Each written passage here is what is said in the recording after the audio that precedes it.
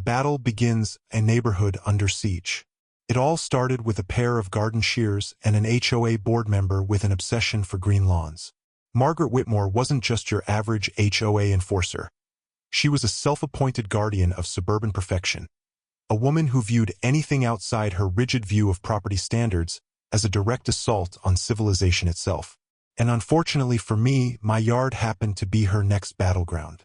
For years, Cedar Creek Estates had been a peaceful, eco-conscious community.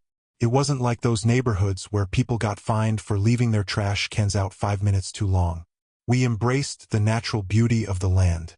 Our homes rested on rolling hills, overlooking a protected wetland area, a unique ecosystem that had stood the test of time, until Margaret arrived. Margaret had moved in 6 months ago, and within 2 weeks, she'd managed to get herself a seat on the HOA board. And once she had a little power, she wanted total control. HOA meetings became her personal stage, a place where she would lecture the community about property values and how unkempt yards were a stain on the neighborhood's reputation. But nothing, and I mean nothing, bothered Margaret more than my yard. The Great Grass War begins. I'm a landscape architect specializing in sustainable environmental design. I've spent my career working with cities to improve water conservation efforts, and my own home was a perfect example of how to maintain a yard without wasting thousands of gallons of water. My lawn was designed to go dormant in the winter, meaning it turned a natural shade of golden brown, just as nature intended. I also had rain barrels, a smart irrigation system, and native plants, all measures designed to protect the local ecosystem and prevent unnecessary water use. Margaret, however, wasn't having it. At the first HOA meeting after she took over, she clicked through a PowerPoint presentation featuring zoomed-in photos of people's yards, mine front and center. "This," she announced, pointing at my lawn, "is a violation of everything this community stands for." She called it neglect. She called it a disgrace. She even tried to say that it was driving down property values. I raised my hand. "Actually," I said, "Cedar Creek's HOA guidelines from 1987 don't account for modern water conservation efforts. What I'm doing is not only legal, but also encouraged by the city's sustainability initiatives." Margaret's smile tightened. "Well, we'll see about that." And just like that, I had made an enemy. Over the next few months, she made my life a nightmare. I got weekly violation notices for my lawn, despite it being within legal guidelines. She reported me to the city for unauthorized water collection. My rain barrels, which were approved by the city's sustainability program. My native plant garden was cited for wild vegetation overgrowth. When I installed a smart irrigation system with full board approval, she still found a way to report me for excessive water use. It was a slow-motion war, and I was fighting on facts while she fought on spite. But then she went too far. The sprinkler sabotage. One cold January afternoon, I was at my office reviewing plans for a new watershed management project when my phone buzzed. "Alert! Pressure drop detected in irrigation zone 3. At first, I figured it was just a valve issue. No big deal. I'd check it when I got home. But when I pulled into my driveway that evening, I saw her. Margaret standing in my side yard, garden shears in hand, cutting straight through my sprinkler system's main water line. "Margaret!" I shouted, rushing across the lawn. "What the hell are you doing?" She turned, completely unfazed, arms crossed over her chest. "Enforcing HOA regulations," she said, like a villain revealing their master plan. "Your system has been running outside approved hours. That's because it's a smart system, Margaret. It adjusts to weather conditions." She sniffed. "The HOA rules clearly state that lawns must be maintained in a neat, green, and properly trimmed state year-round. That rule was written before people even knew what a watershed was." I snapped. She waved a paper at me, an HOA violation notice. "Article 7, Section 3, she said smugly. "The HOA has the right to take corrective action." I took a deep breath. "Margaret," I said carefully, "that line you just cut is connected to the main city water supply. Did you even check the system pressure before you did this?" She rolled her eyes. "I don't need to check anything." And then the ground started shaking. The flood begins. A low gurgling sound echoed through the yard. I looked down. Water was already pooling around our feet, much faster than it should have been. Something was very, very wrong. The cut pipe wasn't just leaking. It was gushing. I turned back to Margaret, my voice suddenly very serious. "Get back. Now." "What?" she scoffed. "I have every right." Crack. The ground split open. The hill started collapsing. I grabbed her arm and pulled her toward the street as half my yard began sinking. A wave of muddy water surged forward, rushing down the hillside, straight into the protected wetland area below. Margaret stared in shock as the entire slope gave way, fences and trees snapping like twigs as the water carved a path of destruction through the neighborhood. "Call 911. I yelled, already dialing the city's emergency utilities number. Margaret, for the first time, looked genuinely afraid, because this wasn't just a small flood. This was about to expose a secret that had been buried for decades. The storm unleashed. HOA Karen's actions set off a catastrophe. Margaret Whitmore thought she was fixing an HOA problem. What she actually did was turn Cedar Creek into a disaster zone. Police car light the flood begins standing there. I watched in disbelief as the cracked hillside gave way, unleashing a torrent of mud, debris, and thousands of gallons of water into the surrounding yards. The once gentle slopes of Cedar Creek now resembled a disaster movie. Water surged through the streets, tearing down fences, toppling trees, and engulfing entire lawns. Within minutes, front yards were transformed into miniature lakes, and driveways became muddy rivers. And as for Margaret, the very thing she had tried to prevent, aesthetic disruption, had turned into the most unsightly mess the neighborhood had ever seen. The irony? She had done it all by herself. Police officer emergency crews arrive, and it gets worse. Sirens wailed in the distance. Within moments, fire trucks, city engineers, police cars, and even environmental authorities flooded the street. Literally. Margaret was visibly shaking, her hands clenched into fists, her once perfectly styled hair now wild and damp from the mist of water vapor rising from the collapsing earth. This is not my fault," she sputtered as a police officer approached. "Ma'am," the officer said, unimpressed. "We've had multiple reports that you were seen cutting into the irrigation system moments before the incident." Margaret whipped around and pointed a shaking finger at me. "He's the one with the illegal water system. He should be the one getting fined." Unfortunately for her, the city officials had already seen my legally approved documents. I simply stood back, arms crossed, while the utility supervisor, the very person she had reported me to before, stepped forward. Magnifying glass tilted right, the investigation begins, and the truth comes out. The city engineer, still surveying the mess, looked concerned. "This isn't just an oversaturation issue," he muttered to one of his colleagues. "The way the hillside collapsed, this suggests major structural problems." "Meaning?" I asked, though I had a feeling I already knew. He exhaled sharply. "Meaning that if the land was developed properly in the first place, this shouldn't have happened." And that's when it hit me. Magnifying glass tilted left. Margaret's real estate passed, the cover-up exposed while firefighters and city workers fought to contain the flooding. Another kind of damage control was happening. One that involved decades of real estate fraud, hidden documents, and a very nervous HOA president. Margaret wasn't just an HOA enforcer gone rogue. No, she had a history. And as more longtime residents came forward, the real story began to unfold. Dennis Chen, a retired civil engineer who had lived in Cedar Creek since the very beginning, suddenly stepped forward, clutching a thick accordion file.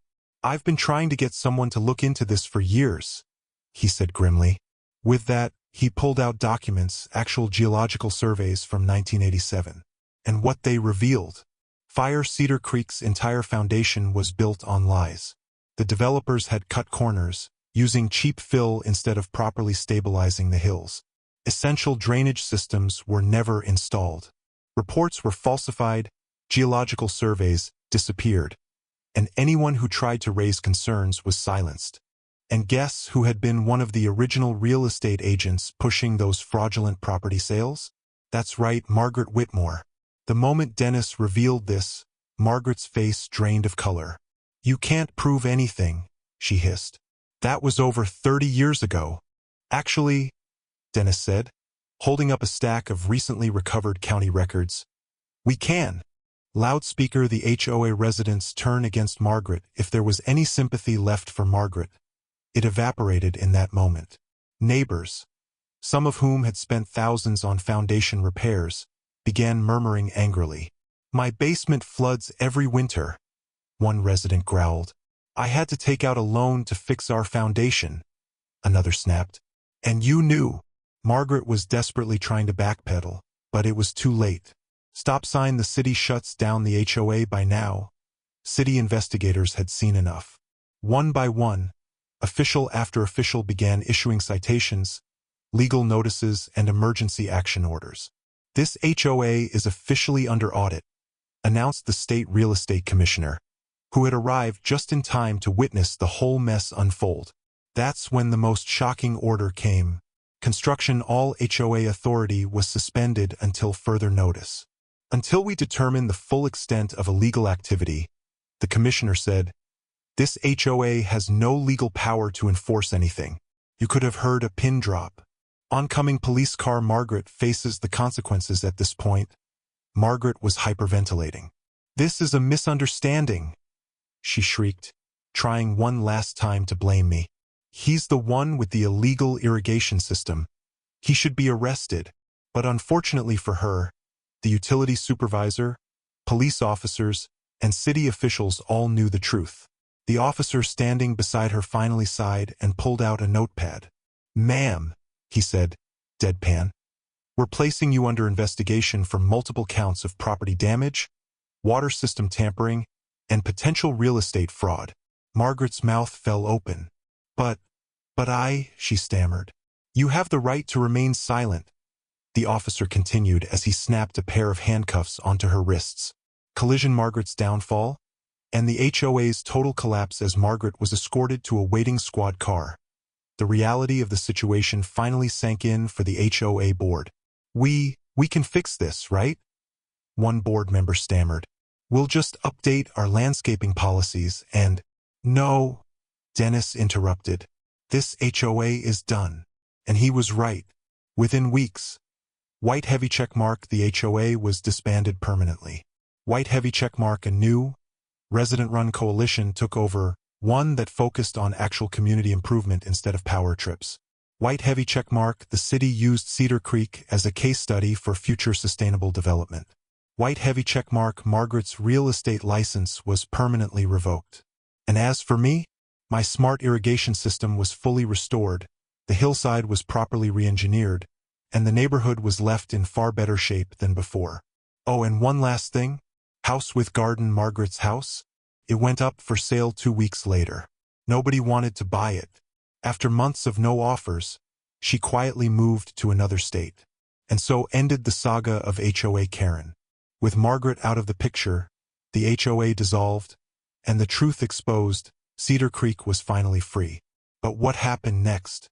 What long-term changes did this scandal bring? And most importantly, what can we learn from this story? Fire. The aftermath, a neighborhood rebuilt. As Margaret's moving truck disappeared into the horizon, something unexpected happened. For the first time in years, our neighborhood finally felt like a community. No more endless violations, unfair fines, or ridiculous HOA power trips. Instead, residents started working together, creating a fair, reasonable system that actually benefited everyone. House with garden. Major changes that transformed Cedar Creek forever. Keycap 1. No more tyrannical HOA rules. Instead of micromanaging people's grass color, the new community group focused on actual neighborhood improvements. Keycap 2. Sustainable landscaping became the norm.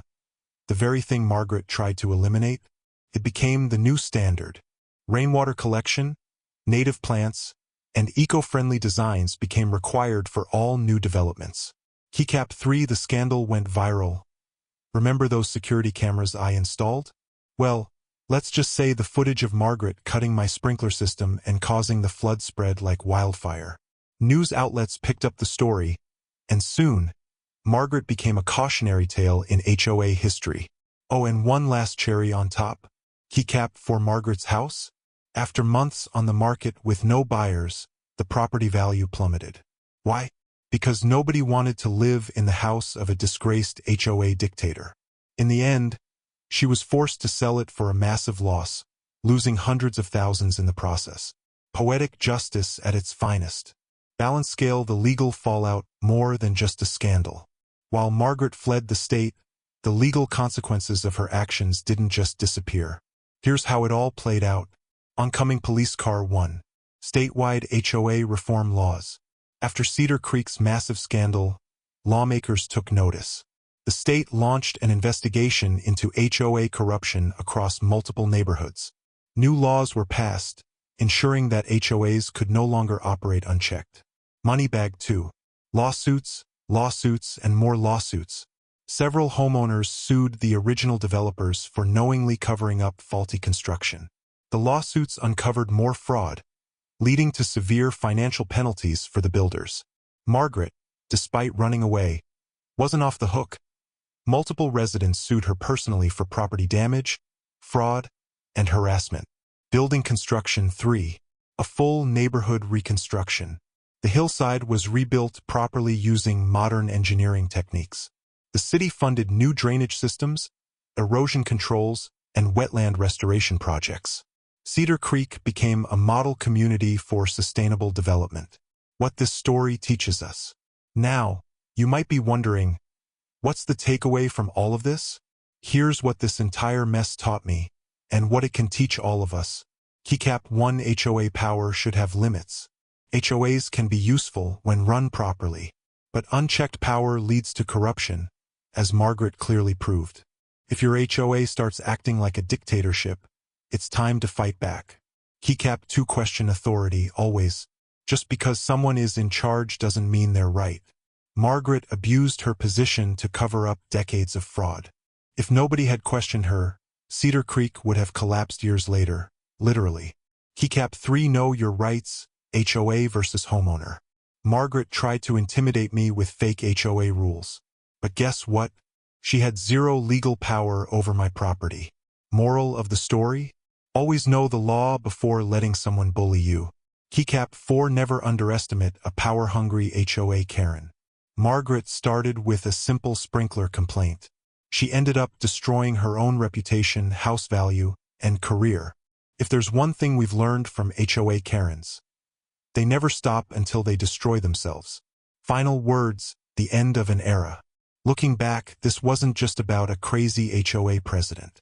It was about power, corruption, and what happens when people push too far. It was about standing up for what's right, even when it's easier to stay silent.